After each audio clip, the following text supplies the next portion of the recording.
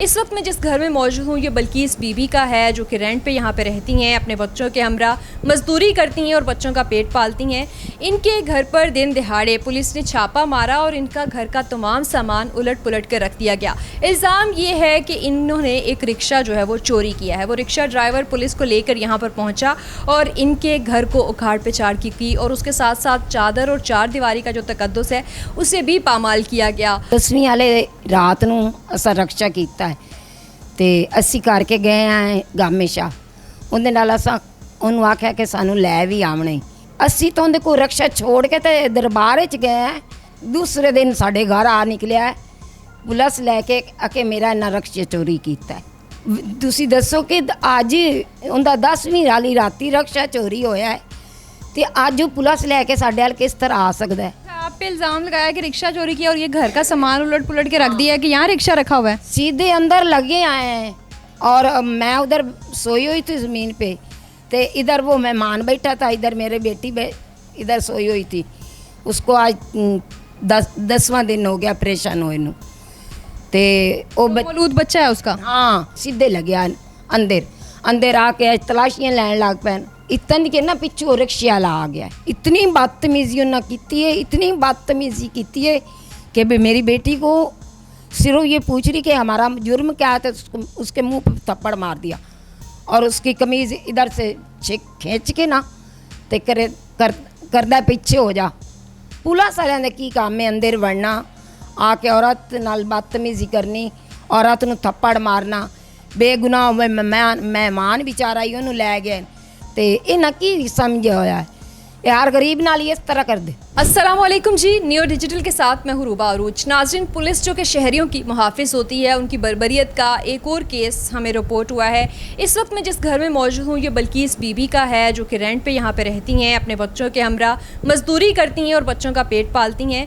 इनके घर पर दिन दिहाड़े पुलिस ने छापा मारा और इनका घर का तमाम सामान उलट पुलट कर रख दिया गया। इल्ज़ाम ये है कि इन्होंने एक रिक्शा जो है वो चोरी किया है। वो रिक्शा ड्राइवर पुलिस को लेकर यहाँ पर पहुँचा और इनके घर को उखाड़ पिछाड़ की और उसके साथ साथ चादर और चार दीवारी का जो तकद्दुस है उसे भी पामाल किया गया। बदमाशी की गई, इनकी बेटी के सर से दुपट्टा खींचा गया, जिसका अभी जो है वो एक नौमौलूद बच्चा है। और ये सारी सूरत हाल इन्होंने फ़ेस की। इन्होंने हमसे रब्ता किया और ये हमसे सवाल कर रही हैं कि हम इंसाफ के लिए कहाँ जाएँ। इनसे बात करते हैं और मज़ीद कहानी इन्हीं से जानते हैं। अस्सलाम वालेकुम। वालेकुम सलाम।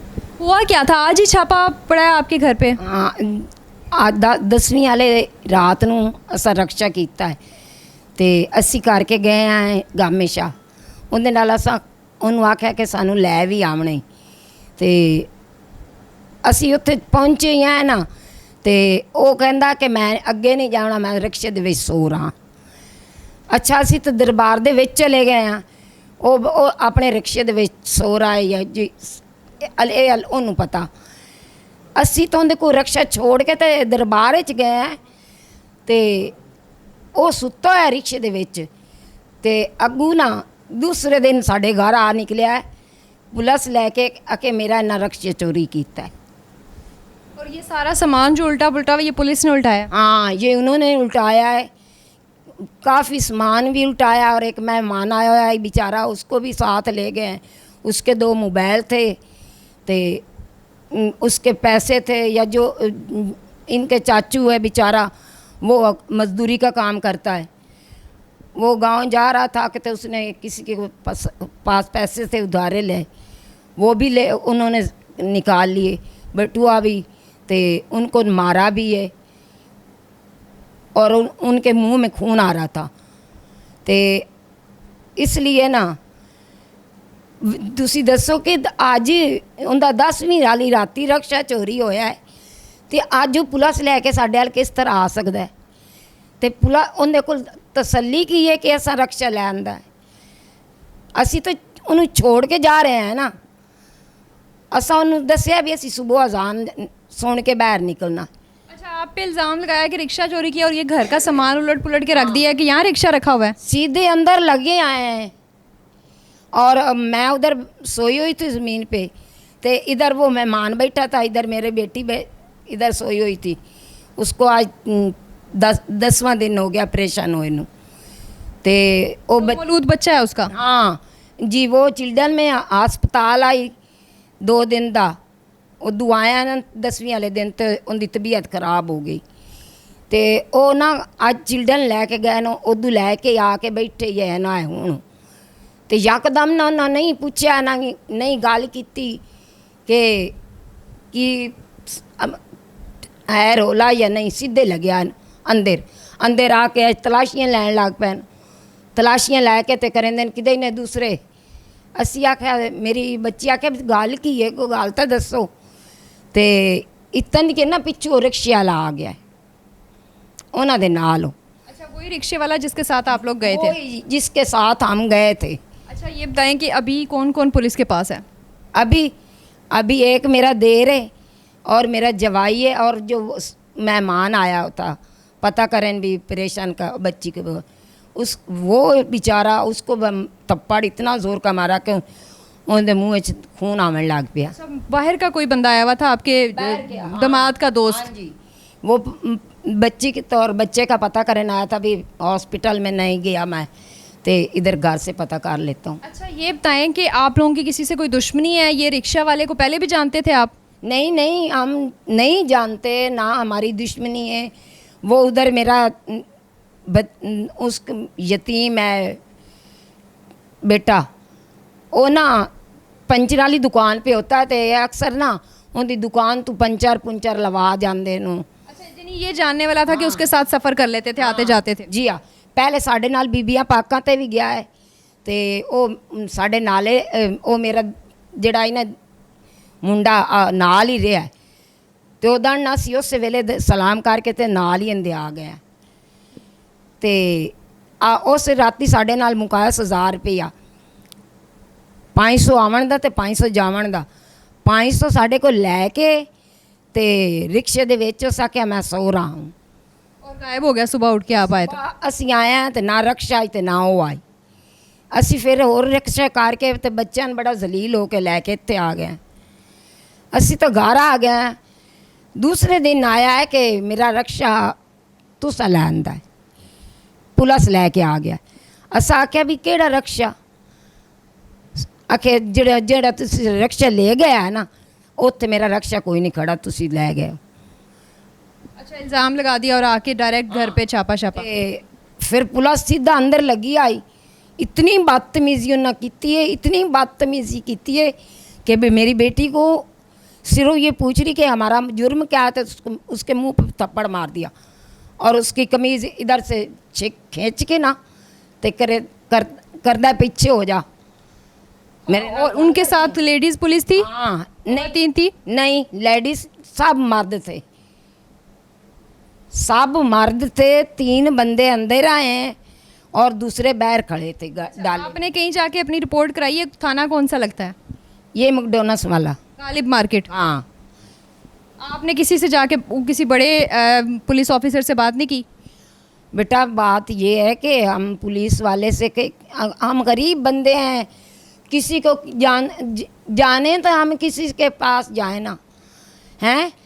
फिर हम तो गए तुम्हारे हाल कि तुसी ना इन्हां दी ज़्यादती वेखो साढ़े नाल इन्हां किस तरह बेगुनाह ज़्यादती कर दी उन्हां।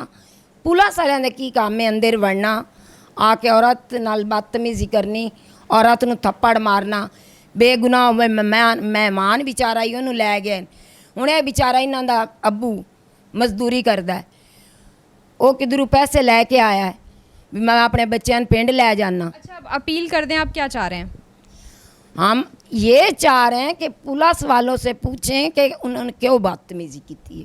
पुलिस के खिलाफ भी आप रिपोर्ट कराना चाह रहे हैं और उस रिक्शे वाले के भी? उस रिक्शे वाले के साथ भी जदों असी रक्षा छोड़ के जा रहे हैं तो वो कह रहा है मैं रिक्शे में ही सो रहा हूँ तो असी तो अंदर चले गए हैं वो रिक्शे में सोया हुआ है या नहीं सोया हुआ हम तो अंदर चले गए हैं ये तो उनको पता होना है ना भी रक्षा लै गया है कि उत्थे छोड़ गया है कि किदे घाते है इसू।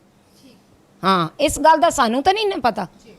दूसरे दिन आ गया पुलिस लेके कि मेरा रक्षा ने चोरी किया है उन्हें पैसे दिते होने ने हैं कुछ पैसे दिते होने ने, इसकी वजह तो ये बच्चे लैके ते आ निकलिया। बहरहाल आवे भी तो इतनी ज्यादा पुलिस नहीं करती। पुलिस नूं ये इजाज़त नहीं कि बिना कसूर अंदर सीधा घुस आवना, तो इन्हें की समझ होया है यार, गरीब नाल ही इस तरह कर दे।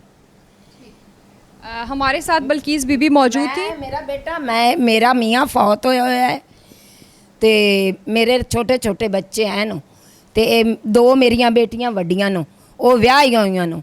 वो एक इत्थे रहिंदी है ते एक मेरे नाल रहिंदी है कि मेरी माँ कल्ली होंदी है, ते एक बेटा आया है इस दा हुण विआह कीता है। हम अपना पेट मसे पालदे आ मजदूरी करके, ते दूसरे दिन वो आ निकलिया। उनका ये मैं पूछना कि अगर जे नहीं तुसां चलानी तो सीधा सी जाके ना उता पेश हो जाएंगे।